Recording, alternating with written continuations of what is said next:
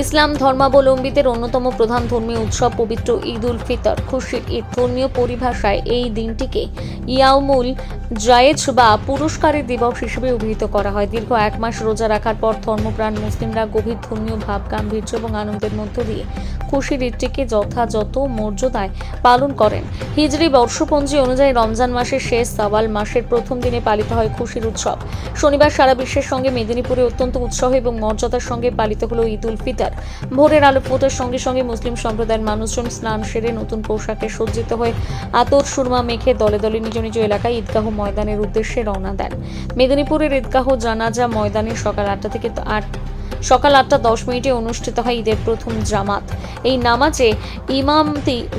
নামাজে ইমামতি করেন মমিম মহল্লা মসজিদের ইমাম সাহেব আনিসুর রহমান। নামাজ শেষে সকলেই একে অপরকে আলিঙ্গন করে ঈদ মোবারক জানিয়ে শুভেচ্ছা বিনিময় করেন, যা এক অনন্য ভ্রাতৃত্ববোধ এবং সম্প্রীতির চিত্র তুলে ধরে।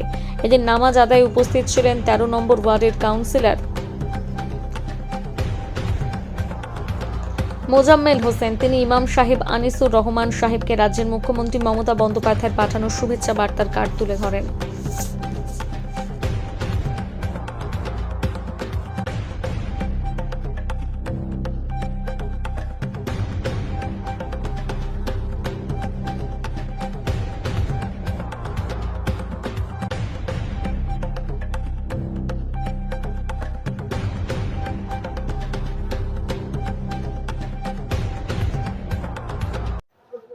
তো ঈদের নামাজকে আমরা সুষ্ঠুভাবে সম্পূর্ণ করলাম।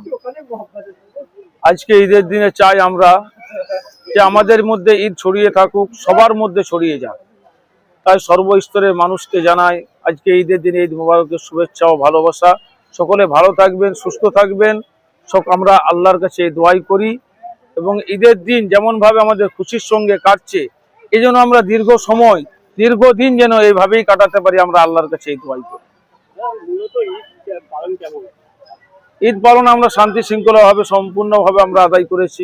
আজকে বৃষ্টির মধ্য থেকেও আমরা আল্লাহ পাকের কাছে আমরা দোয়া করেছি, আল্লাহ পাক আসান করে দিয়েছেন, বৃষ্টি দূর করে দিয়েছেন, আমরা শান্তিভাবে নামাজকে আদায় করলাম। আমার নাম আনিসুর রহমান, মমিন মোল্লা মসজিদের ইমাম। জি। পবিত্র ঈদ উপলক্ষে আমাদের যে ইমাম সাহেব আছেন ওনাকে শুভেচ্ছা বার্তা পাঠিয়েছেন। আমাদের মেদিনীপুর বিধানসভার প্রার্থী সুজয় হাজরাও উনিও পাঠিয়েছেন।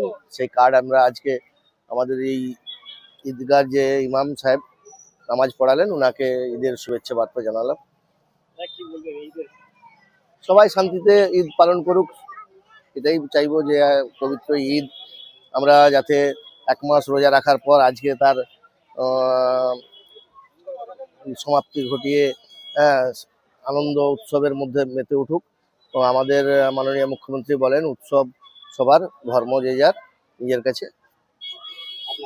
আমার নাম মোজাম্মেল হোসেন। হ্যাঁ।